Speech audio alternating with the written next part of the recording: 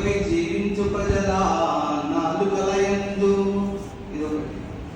ప్రతిమల పెళ్లి సేయుటకు వందలు వేలు బిగించును గాని దుఃఖిత మధులైన పేదల పకీరుల శూన్యములైన పాత్రలను వెతుకు విదల్పతి భరతమేది 33 కోట్ల దేవతలు ఎగబడ్డ దేశమున భాగ్య విహీనుల శుతులారునే.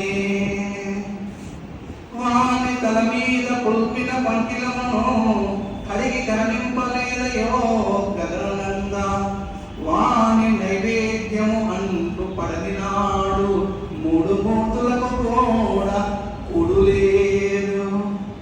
3 మూర్తులకు కూడా కుడులేదు.